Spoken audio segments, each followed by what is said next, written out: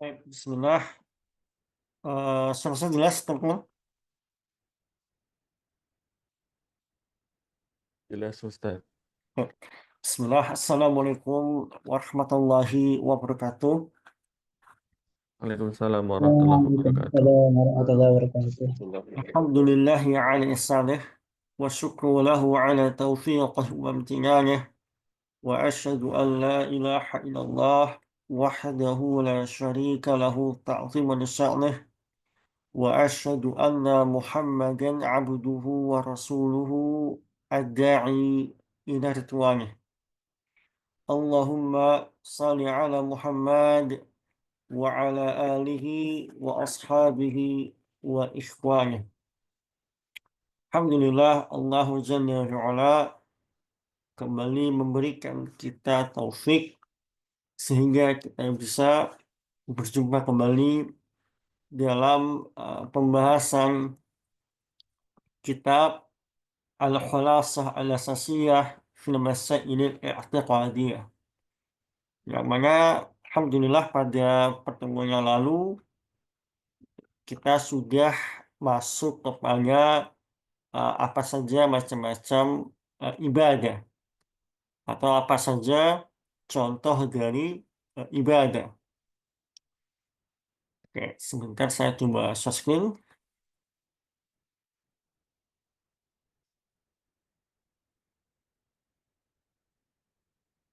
Sudah muncul ya? Sudah, Ustaz.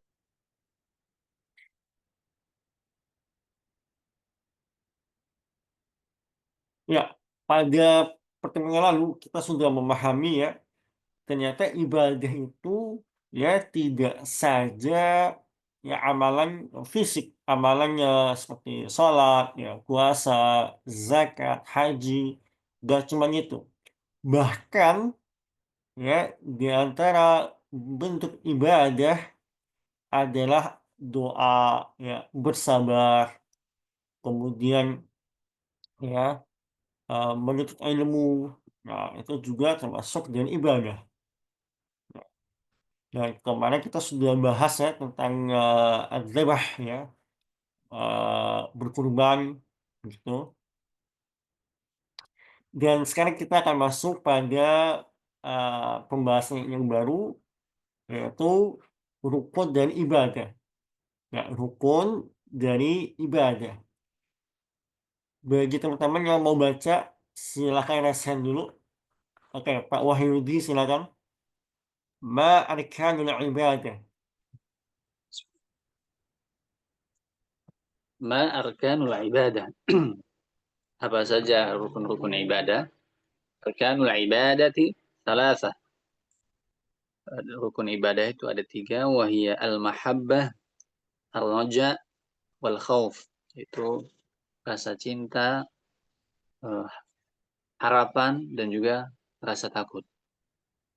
Fala yajuzu lil mu'min ay ya'tamida 'ala al-khawfi faqat. Tidak pantas atau tidak boleh bagi seorang mukmin itu hanya bersandar pada rasa takut saja dalam menunaikan ibadah. Hatta yaqnuta min rahmatillah, sehingga akhirnya nanti dia berputus asa dari rahmatnya Allah. Wala ya'tamida 'ala raja faqat, dan juga tidak boleh hanya bersandar pada penuhnya harapan saja. Hatta ya'mana min 'adzabillah, sehingga nanti membuat dia merasa aman dari azabnya Allah. Bal yakunu khaifan rajian. Dan tetapi seyogyanya dia harus mengumpulkan antara rasa takut dan juga harapan. Yakhafu adzabahu wa yatrukul ma'asi wa yabta'idu anha. Dia harus takut dengan azabnya Allah dan meninggalkan kemaksiatan serta menjauh dari kemaksiatan tersebut. Wa yarju rahmatahu wa ya'malu bi ta'atihi azza wa jal, dan selalu punya harapan pada rahmatnya Allah dan menunaikan atau beramal dengan menunaikan ketaatan kepada Allah Jalla wa ala. Kama qol, sebagaimana Allah berfirman, ulaika alladziina yad'uuna yabtaghuna ila rabbihim al-wasilah ayyuhum aqrabu wa yarjuna rahmatahu wa yakhafuna 'adzabahu inna 'adzaba rabbika kana mahdzura. Mereka mereka lah orang-orang yang yad'una yabtaghuna, yang beribadah, yang berharap kepada Allah,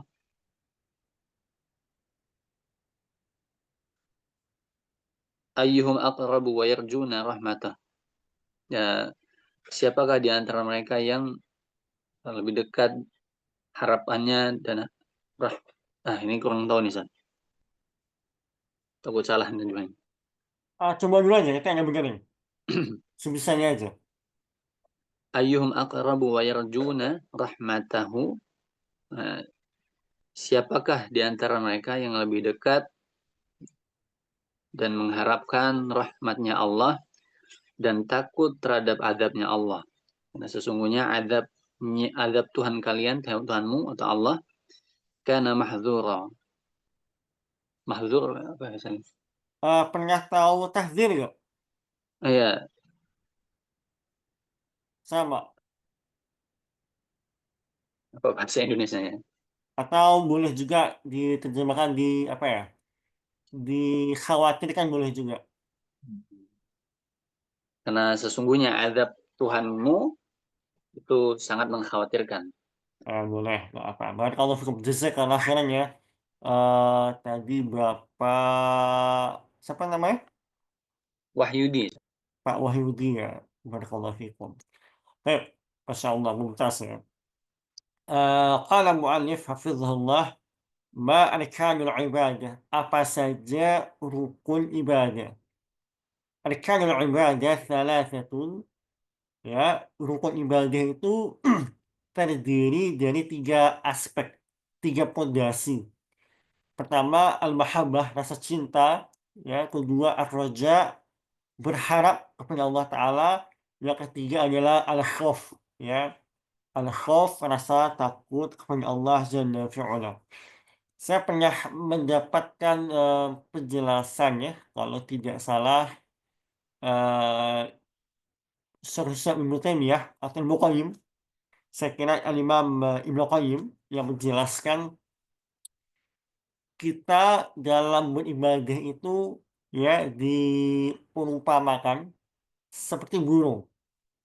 Burung itu ibarat kata ya, kalau burung itu sayap kiri sama sayap kanan adalah khauf sama roja. Itu harus harus balance, seimbang. Nah, kepala burung itu adalah mahabbah, rasa cinta. Nah, burung kalau salah satu sayapnya oleng, apa yang terjadi, teman-teman? Mungkin jatuh Ustaz. Jatuh ya. Nah, demikianlah seseorang kalau dia eh, menguatkan sisi khauf lalu ia abai terhadap roja, maka dia akan terjatuh pada hulu. Ya. Kita lihat sebagai orang yang hulu ya, karena khaufnya saking besar banget, akhirnya nggak bisa sholat. Ya, saya nemu tuh sebagai orang yang berpandangan, ya udah lah Ustaz, ya saya gak usah sholat sekalian aja. Gak usah udah pelaku maksiat, saya pezina, saya ini, saya itu. Gak mungkin Allah ngampuni saya. Nah, ini berarti apa? Orang ini dia menguatkan sisi khauf dia takut sama azab Allah, dan dia meninggalkan roja. Dia lupa bahwasanya Allah Jalla fi'ala itu maha pemberi ampunan. Nah, atau sebaliknya juga parah juga. Sebagian orang yang menguatkan sisi rojanya, ya, dia meyakini Allah maha pengampun dan seterusnya, tapi ya dengan ya menggantungkan terhadap ampunan Allah itu akhirnya dia bermaksiat terus, maksiat terus. Karena dia yakin Allah maha mengampuni, nah, dia lupa bahwasanya Allah memang zat yang maha pengampun. Ya, yang kita sudah bahas hadis sebelumnya tentang orang yang datang bertobat kepada Allah Jalla fi'ala dengan dosa sebesar bumi, maka Allah ampuni. Nah, tapi dia lupa nih, Allah Jalla fi'ala selain besar rahmatnya, ampunannya, tapi juga sangat pedih azabnya. Nah, makanya harus balance. Ya. Makanya ini bantahan untuk orang-orang yang, kata Ibnu Qayyim, bantahan untuk orang-orang yang selalu bermaksiat, lalu menggantungkan kepada rahmat Allah Jalla fi'ala. Maka hendaknya dia mengetahui dan memahami, ya, memang Allah Jalla fi'ala ya sangat besar ampunannya, rahmatnya, tapi juga sangat pedih azabnya. Nah, makanya kata mu'alif apa? Fala yajuzu lil mu'min. Ya nggak boleh bagi seorang muslim ay ya'tamida ala khawfi faqat. Nggak boleh dia hanya menggantungkan hanya kepada rasa takut. Nah, kebanyakan orang juga ya, saya pernah nemu dulu sebuah pemikiran, mereka beribadah bukan karena mengharapkan surga, tapi takut sama neraka. Ini benar nggak, teman-teman? Ya, ada sebuah pemahaman yang berkembang di masyarakat.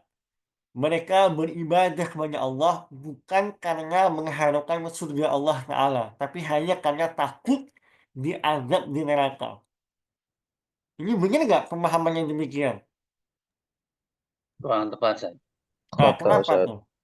Karena tidak membuat balance antara 3 rukun ini. Nah, ya.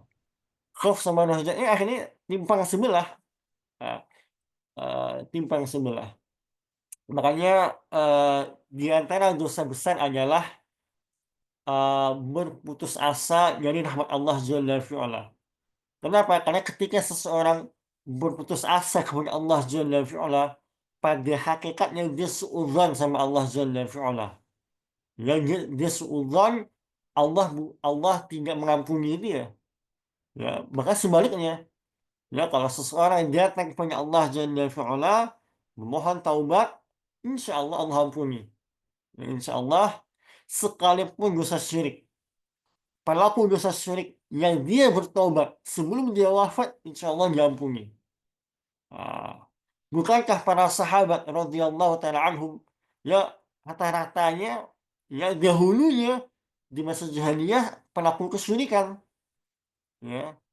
Bahkan di antaranya adalah sahabat yang mulia Khalid bin Walid, selain dahulunya ya terjatuh pada dosa kesyirikan, bahkan beliau yang ikut memusuhi Nabi Shallallahu Alaihi Wasallam.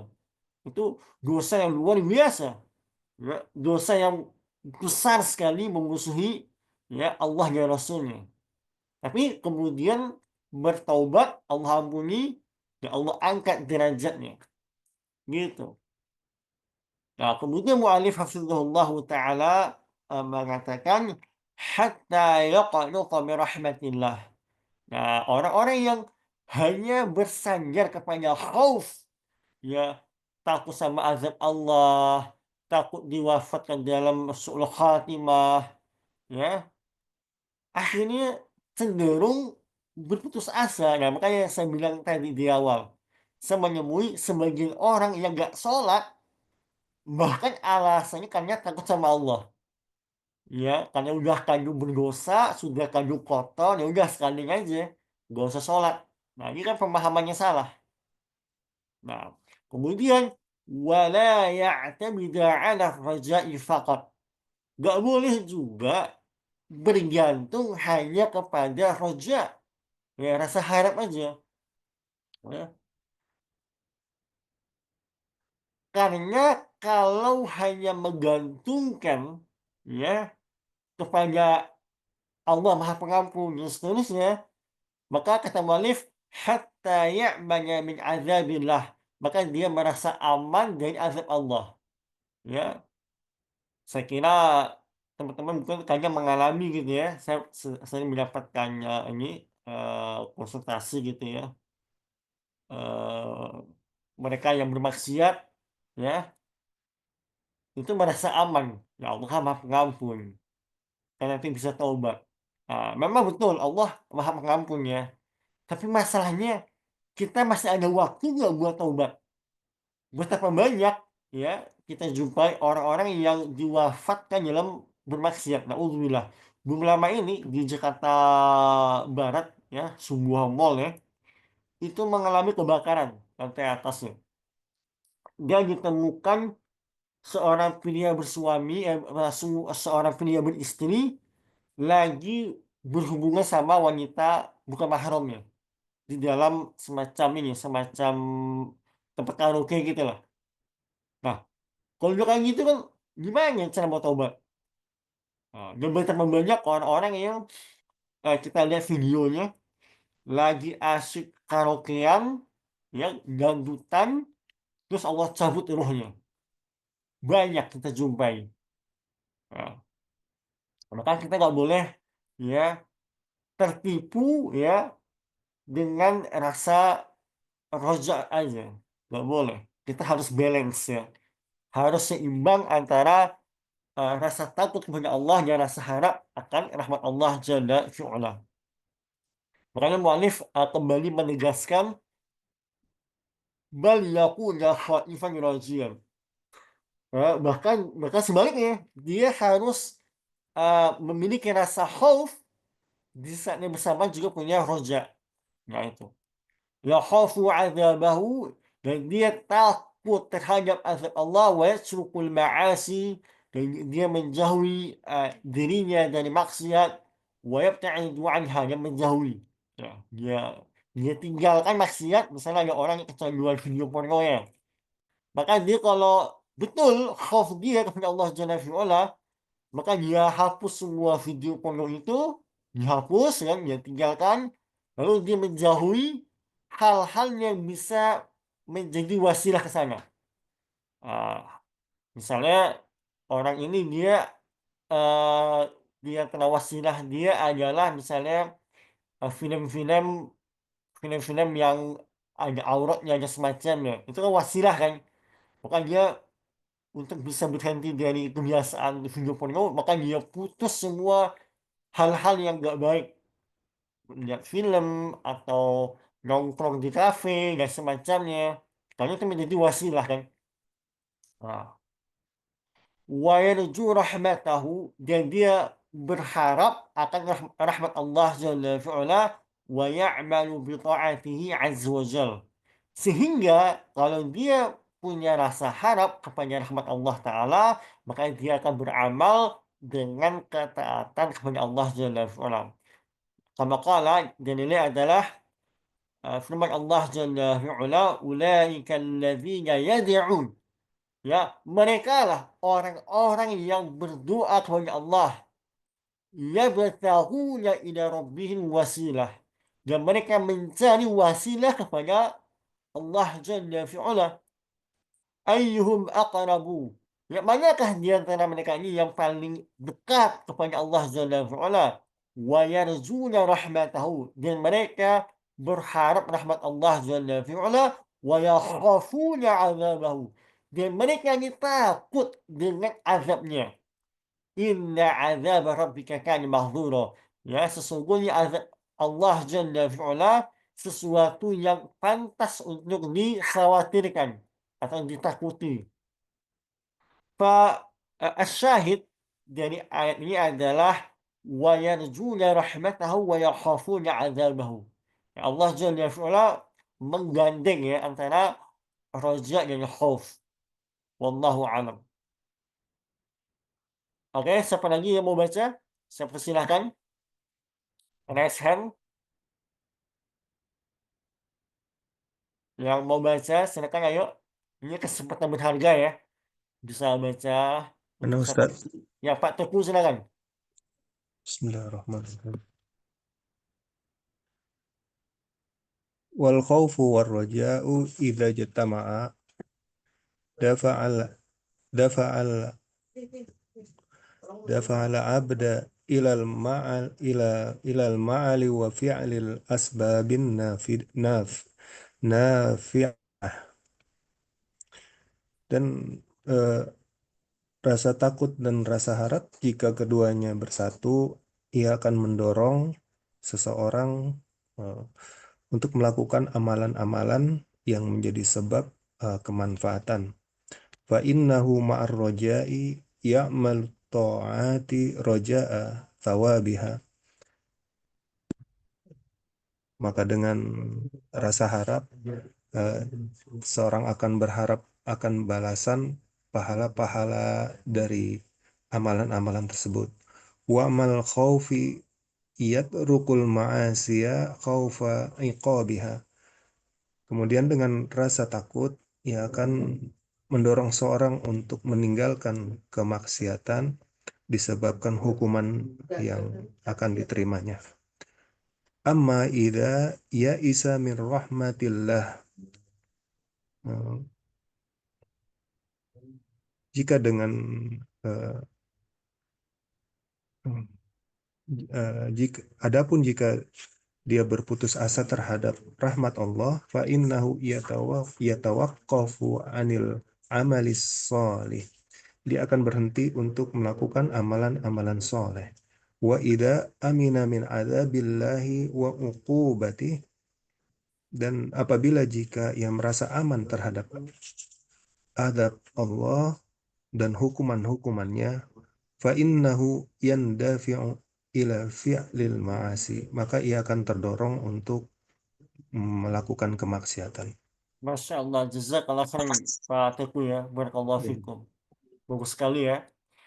Qala mu'alif hafizahullah ta'ala, wal khawfu wal raja'u idza istama'a, ya apabila eh, ya rasa khauf dan raja itu ya terkumpul pada seseorang, maka apa akibatnya, apa dampaknya? Beliau mengatakan, dafa'a labda ila al-amal wa fi'l al-asbab nafi'ah. Maka akan mendorong atau memotivasi seseorang itu untuk beramal ya amalan-amalan yang ya menjadi sebab kebaikannya. Fa innahu raja'i ya'malu ta'ati raja'a thawabiha.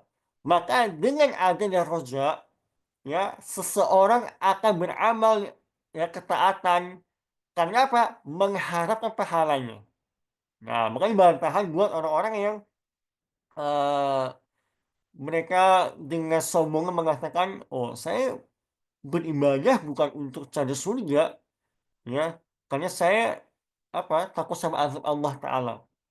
Nah, padahal Nabi Shallallahu Alaihi Wasallam dalam banyak redaksi doa mengajarkan kita untuk minta apa surga Allah Jalla wa'ala. Bahkan dalam salah satu riwayat kita diajarkan untuk minta surga yang paling tinggi, yaitu Jannatul Firdaus. Ya, kalau Nabi aja ngajarin kita untuk minta ya minta surga dan seterusnya, maka siapa mereka yang mengatakan mereka gak butuh surga dan seterusnya?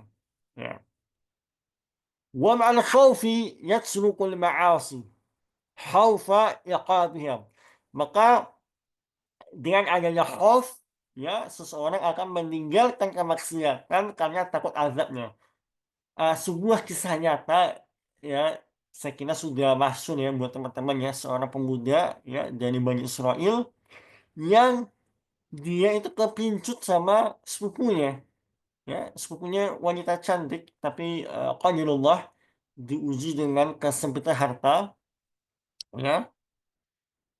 Maka ala kulli hal, singkat cerita dia minjem duit kepada si pemuda ini, lalu si pemuda ya melihat ini adalah kesempatan berharga, ya. Dia manfaatkan untuk memberikan uang yang dibutuhkan oleh si ya wanita ini, tapi dengan syarat harus ya mau jima, ya. Maka ya qadarullah ya karena sudah kepepet akhirnya sang wanita mengiyakan, dan dalam hadis disebutkan mereka sudah seperti timba yang akan masuk dalam sumur. Akan tetapi sang wanita mengatakan apa? Bertakwalah kepada Allah, ya, ya bertakwalah kepada Allah Jalla fi'ala. Maka seketika sang pemuda langsung apa? Ya terguncang jiwanya, ya takut dengan azab Allah Jalla fi'ala. Akhirnya dia lepas ke wanita itu, kamu pergi ambil uangnya. Nah, ini contoh nyata ya dari ya rasa khauf itu membuat seseorang yang sudah di ujung kemaksiatan akhirnya balik kepada al-haq. Eh, saya punya kisah nyata, salah seorang ikhwan itu cerita gitu ya. Em, dia menyewa seorang pelacur, ya, menyewa seorang pelacur dan sudah di dalam kamar berdua-duaan, ya. Ini kisahnya insya Allah sahih ya dari seorang ikhwan kita. Mereka sudah di dalam kamar, gitu ya. Dan dikatakan itu mereka sudah sama-sama tidak ada selai benang pun di tubuh mereka. Nah, terus sang pemuda ya mengisahkan sampai sang pemuda bertanya kepada pelacur ini, ya, wahai fulanah, mengapa kita tidak ya melakukan hubungan intim di kamar sebelah saja? Ya, mungkin ada banyak kamar mungkin gitu ya, saya nggak paham juga. Lalu sang, pelacur ini mengatakan, "Oh, nggak boleh, itu tempat yang saya gunakan setiap hari untuk sholat, karena saya sholat 5 waktu." Nah, maka sang pemuda, ya, ikhwah ini yang mendengarkan hal itu, terguncang jiwanya, ya, hancur hatinya. Ternyata wanita yang akan dia zinai adalah, seseorang yang walaupun dia pelaku zina, tapi dia berusaha untuk menjaga sholatnya. Maka sang pemuda bertanya, "Kamu ya berzina, ya menjual diri, tapi masih sholat, ya. Kenapa kamu masih berzina kalau gitu?" Maka sang pelacurnya mengatakan, "Iya, saya butuh uang untuk mengobati adik saya. Ah, karena adik saya di rumah sakit dan seterusnya." Kalau kulihat akhirnya pemuda ini apa? Akhirnya pemuda ini memberikan uang dia lalu dia batalkan zinanya. Dan ternyata ya, maksud saya adalah hal ini masih ada loh ya kayak gitu. Ya, masih ada orang-orang yang sudah di ujung kemaksiatan dia, kemudian datang panggilan Allah Jalla fi'ala, ya datang hidayah itu, maka dia balik kepada Allah Jalla fi'ala. Ya. Ini kenapa? Karena ada khauf, ada rasa takut kepada Allah Jalla fi'ala. Ya. Maka kita harus memupuk betul ya rasa khauf ini kepada Allah Jalla fi'ala. Caranya gimana? Caranya adalah dengan memahami asma wa sifat. Ya, kalau kita memahami Allah Jalla fi'ala, Maha melihat, ya, maka kita menyadari dengan kesadaran penuh, ya, walaupun kita berada di ruangan yang tertutup, ya, Allah melihat kita. Allah Jalla fi'ala mengetahui, ya, si A, si B berzina. Maka kita harus ya memahami betul nama-nama Allah dan semua sifat-sifat Allah Jalla fi'ala. Ah. Dan kita harus memahami juga, ya, sangat mudah bagi Allah Jalla fi'ala untuk mencabut ruh kita seketika. Ya, karena seseorang itu ya diwafatkan sebagaimana kebiasaannya. Jangan sampai ya naudzubillah min dzalik, ya, seorang muslim wafat dalam keadaan bermaksiat. Wa iyadzubillah. Ya. Terus mohon doa sama Allah untuk apa? Ditetapkan hati. Makanya Nabi SAW, di antara doa yang beliau selalu amalkan adalah, ya Allahumma ya muqallibal qulub, tsabbit qalbi ala dinik. Ya. Minta untuk apa? Ditetapkan hatinya.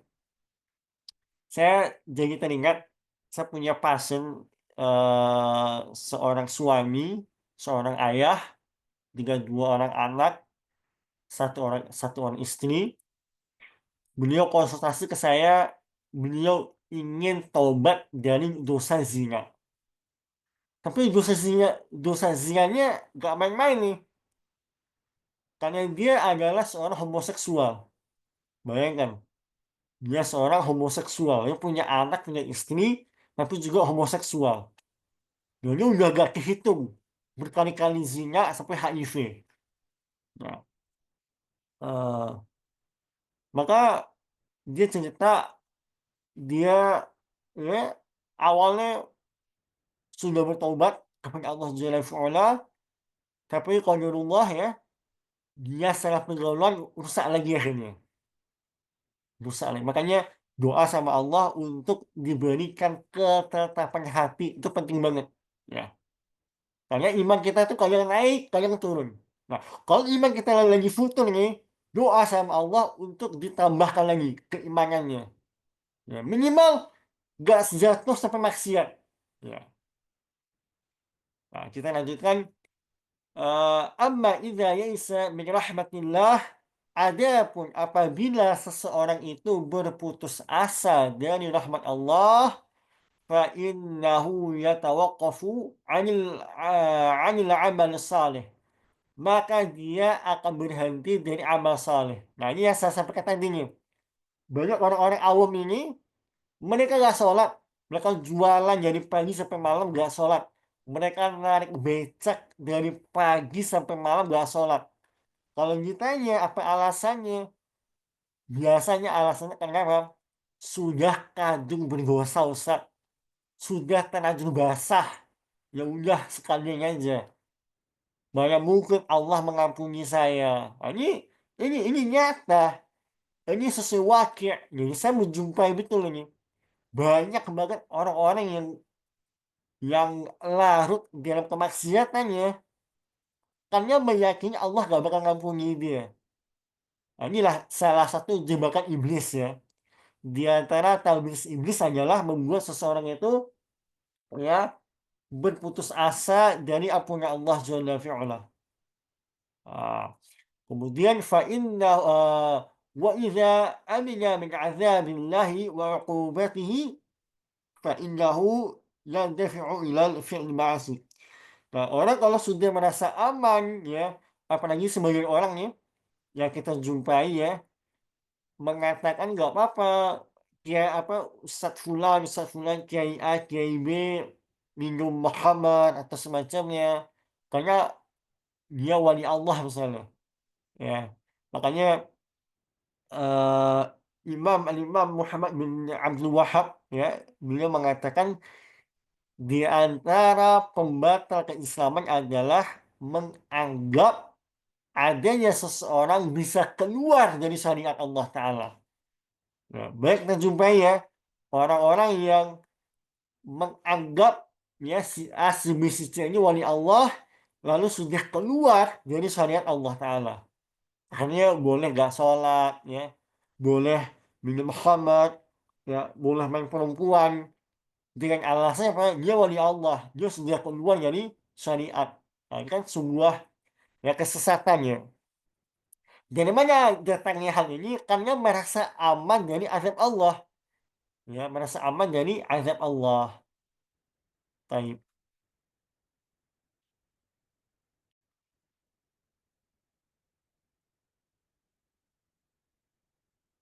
Oke, berikutnya siapa yang mau baca? Silakan, Pak Faik. Silakan, Pak Faik.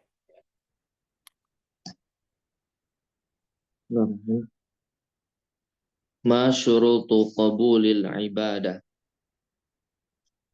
Apa syarat-syarat diterimanya ibadah? Innal ibadata la tuqbalu illa bi Oh, syartain. bentar Pak Faik.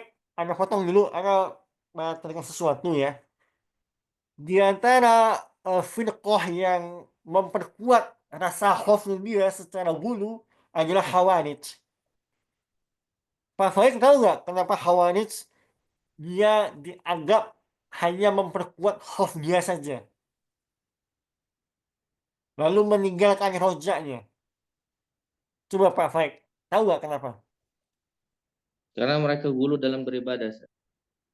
Oke, betul, tapi saya belum dapat ininya, belum dapat jawabannya. Masih mau coba? Namsat. Coba yang lain, Di teman-teman yang antara lain coba nih. Kenapa Khawarij dikatakan mereka ini lebih mempertajam khauf mereka ketimbang roja mereka. Karena mereka menganggap pelaku dosa besar telah keluar dari Islam. Ya, itu betul ya. Dan lebih spesifiknya adalah barakallahu fikum ya. Betul. Khawarij itu menganggap pelaku dosa besar tidak akan diampuni oleh Allah Jalla fi'ula. Itu dia letak persoalannya. Makanya pelaku dosa besar, pezina, kemudian pencuri dan semacamnya, mereka hukumi kafir. Ya, mereka hukumi kafir. Karena beranggapan Allah gak bakal ngampuni mereka. Ya, ini salah ya. Allah Ta'ala mengampuni dosa-dosa pelaku dosa besar kalau dia bertobat. Baik. Pak Faik, tuasil ma syurutu qabulul ibadah. Ma syurutu qabulil ibadah. Apa saja syarat-syarat diterimanya ibadah? Innal ibadata la tuqbalu illa bi syartain. Sesungguhnya ibadah tidak diterima kecuali dengan dua syarat. Al-awwalu al-ikhlasu fiha lillahi azza wa jal. Qala ta'ala wa ma umiru illa liya'budullaha mukhlishina lahuddin. Yang pertama adalah ikhlas di dalam beribadah kepada Allah Azza wa Jal, sebagaimana firman Allah Subhanahu wa taala, dan tidaklah aku diperintah kecuali untuk beribadah ikhlas karena Allah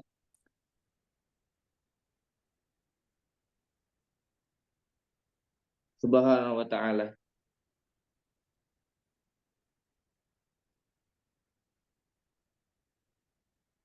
Terima kasih Ustaz. Tuasil. Asani al-mutaba'atu lirrasuli sallallahu alaihi wasallam. Yang kedua adalah mengikuti Rasul sallallahu alaihi wasallam. Fa innallaha la yaqbalu minal amali illal muwafiqa li hadiyir rasuli sallallahu alaihi wasallam. Qala ta'ala wa ma ataakumur rasulu fakhudhuhu wa ma nahakum anhu fantahu. Sesungguhnya Allah tidak menerima amalan kecuali sesuai dengan petunjuk Rasul sallallahu alaihi wasallam. Sebagaimana firman Allah Subhanahu wa taala, dan apa-apa yang dibawa oleh Rasul kepada kalian maka ambillah, dan apa-apa yang dilarang oleh Rasul kepada kalian maka tinggalkanlah. Wa qala an-nabiy sallallahu alaihi wasallam, man amila amalan laisa alaihi amruna fahuwa raddun. Dan sabda Nabi sallallahu alaihi wasallam, barang siapa yang melakukan amalan yang tidak ada contohnya dari kami dan yang tidak ada perintahnya dari kami, maka amalan tersebut tertolak. Masya Allah, barakallahu fikum, jazakumullah khairan. Ya. Qala mu'allif hafizahullah ma syurutu qabulul ibadah. Ya, apa saja ya syarat ya diterimanya ibadah.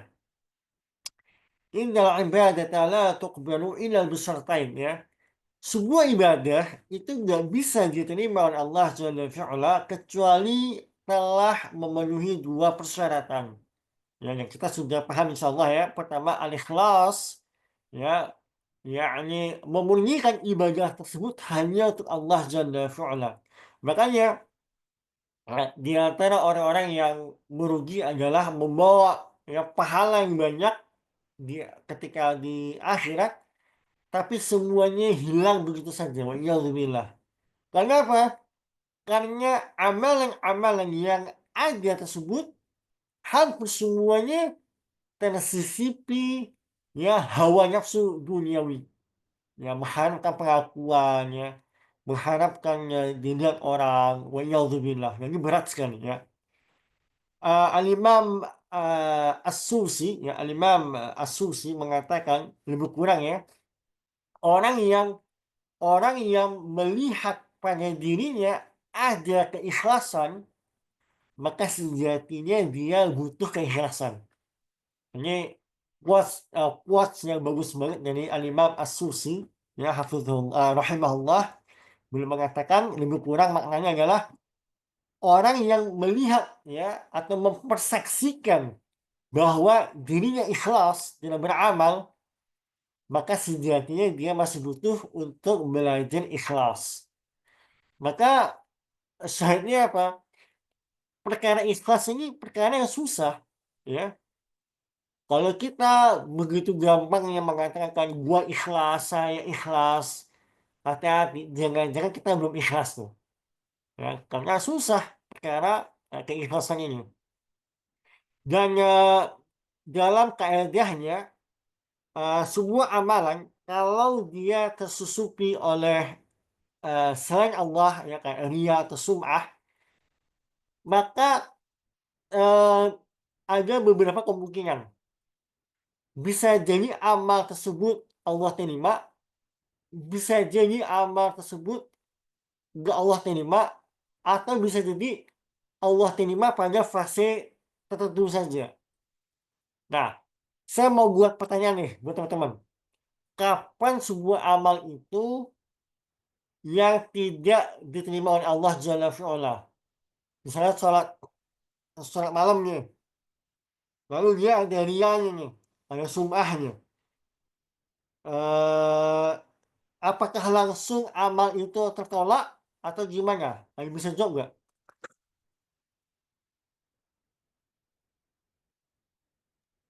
Izin Ustaz, Ya, Bapak siapa nih? Wahyudi. Pak Wahyudi, silakan. Afan tadi memastikan pertanyaannya Ustaz? Misalnya ada fulan nih, sholat malam, tapi niat dia adalah memang untuk Allah sama sekalian buat pamer ke mertua dia. Nah, sholat malam si Bapak fulan ini Allah terima nggak? Ada kemungkinan diterima, ada tidak Ustaz. Ah, Diterima, dia nggak diterimanya pada bagian di mana ketika dia memulai riyaknya itu. Adapun bagian yang memang tidak dia niatkan untuk riya, masih bisa diterima. Allah a'lam. ya. Wassalamualaikum. Kalau dia dari awal, ini penjelasan dari para ulama, saya ringkas saja gitu ya. Kalau dari awal dia memang meniatkan untuk selain Allah, maka udah fix. Allah gak terima, Allah udah gak butuh udah amal tersebut. Ya. Tapi eh, kalau dia sholat, lalu mertua dia datang nih, pas lagi rakaat kedua, lalu muncul rianya. Nah, maka ini ada dua perincian ya. Perincian pertama adalah kalau dia berusaha melawan, ya, dia berusaha melawan rasa dia itu, maka insya Allah amal dia itu, sholat malam itu Allah terima semuanya. Karena dia berjuang melawannya. Nah, tapi kalau tiba-tiba mertua dia datang, lalu dia nggak ada upaya melawan, makanya khilaf di para ulama. Sebagian mengatakan Allah terima yang ikhlasnya doang. Nah, adapun yang dia mulia Allah gak terima. Tapi pendapat yang lain mengatakan kalau dia gak ada upaya melawan ria tersebut, maka Allah gak butuh amal tersebut. Nah, itu rinciannya gitu. Apa dalilnya? Firman Allah Jalla wa'ala, wa ma umiru, ya, tidaklah, ya, diperintahkan mereka ini illa liya'budullaha, kecuali hanya menyembah Allah Jalla fi'ala mukhlisina lahuddin, dengan mengikhlaskan untuk Allah Jalla fi'ala dalam beragama. Itu dalilnya, ya. Maka itu syarat pertama, ya. Ini syarat yang wajib, insya Allah, ya. Saya kira semua kaum muslimin yang awam sekalipun paham hal ini, ya. Beribadah harus untuk Allah Jalla fi'ala. Tapi banyak orang nggak paham adalah masalah memurnikan ibadah, ya. Termasuk dalam masalah menyembelih hewan tadi, ya, menyembelih hewan. Kalau dia sertakan untuk penjaga laut, penjaga gunung, maka ini bukan lagi syirik kecil. Ya, ini termasuk syirkun asghar malah. Ya. Jadi syirik kecil itu kayak ria, sum'ah, ujub, itu syirik kecil ya. Yang tidak sampai mengeluarkan dia dari kesyirikan. Tapi kalau sampai dia mempersembahkan ya kurban ini untuk Allah dan untuk penjaga gunung, udah dia terjatuh pada syirkun akbar, batal Islam dia. Lalu syarat kedua adalah mutaba'ah. Ah, mutaba'ah yakni apa? Eh, men, me- me- mencontohi Rasulullah Sallallahu Alaihi Wasallam. Ya. Mu'alif mengatakan, fa inna Allah la yaqbalu minal amali, ya, sesungguhnya Allah Jalla fi'ala tidak menerima amalan illa muwafiqa li hadi Rasul sallallahu alaihi wasallam, kecuali amalan-amalan yang bersumber dari Rasulullah sallallahu alaihi wasallam. Makanya dalam kaidah usul ya, asal al aslu fil asya mubah ya.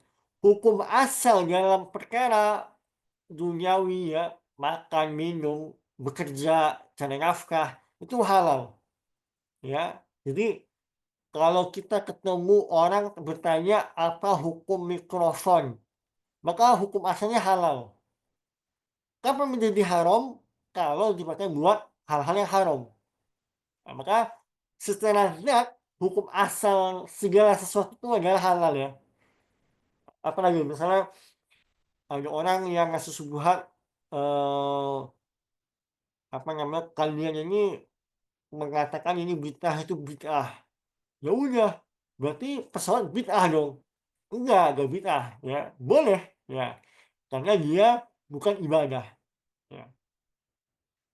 Adapun kalau masalah ibadah, maka hukum asalnya adalah haram ya, nggak boleh sampai ada dalil sahih yang memerintahkannya. Ya, jadi makanya eh, dalam masalah makan ya, apa hukum makan?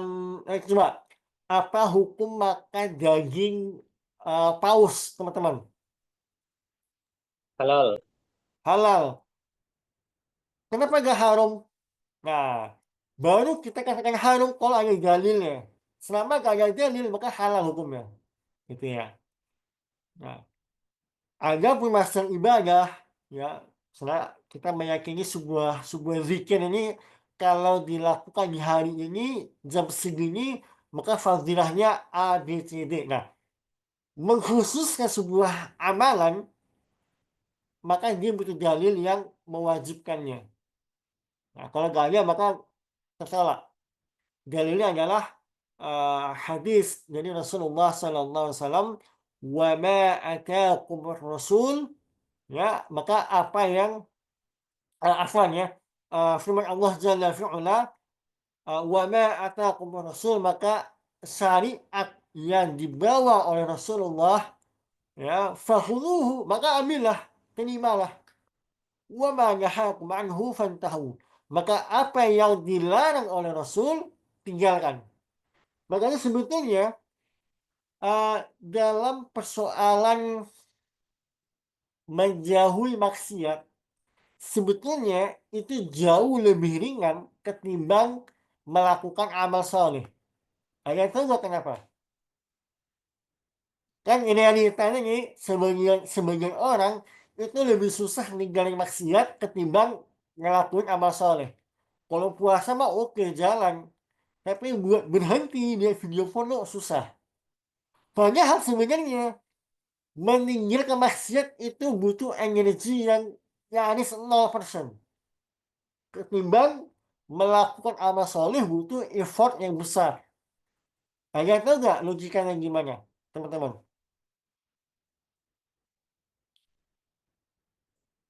Belum tahu, Ustaz. Oke, yang lain cuma kenapa sebenarnya meninggalkan maksiat itu lebih mudah sebetulnya ketimbang melakukan amal soleh? Ayo, coba dulu. Salah nggak apa-apa. Izin jawab, Ustaz. Boleh Pak Nur. Bismillahirrahmanirrahim. Eh, Meninggalkan maksiat itu lebih mudah ya daripada melakukan amal soleh. Sepemahaman saya nih, Ustaz ya. Kalau apa namanya godaan ya, Ustaz, terkait dengan godaan. Godaan untuk melakukan amal soleh itu eh, apa namanya dua. Yang pertama dari sisi pemahaman, gitu ya.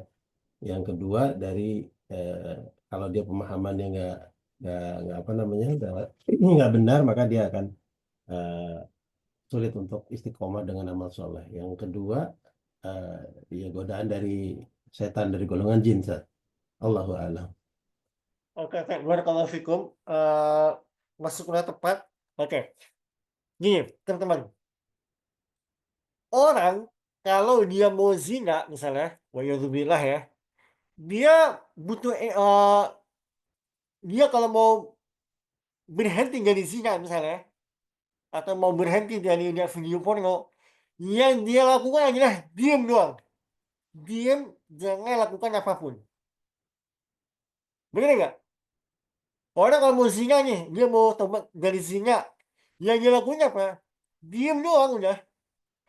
Bahkan dengan dia diem, dia nggak sampai ya zina, nggak bisa duit dia gitu kan, ya. Sehingga sebenarnya untuk bisa berhenti dari maksiat itu nol, ya, energi yang dikeluarkan. Dia hanya perlu diem doang.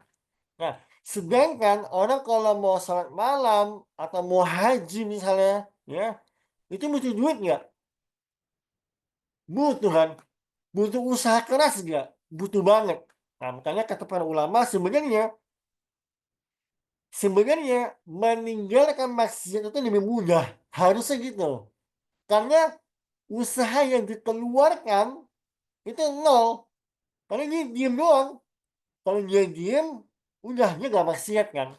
Nah, tapi kenapa bagi sebagian orang berhenti dari maksiat itu susah? Karena besarnya waswas syaitan itu.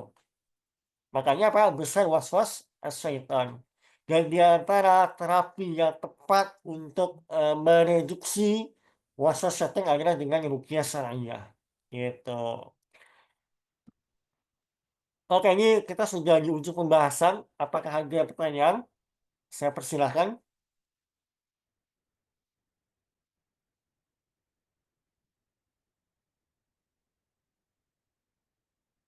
Cukup jelas materi, teman-teman?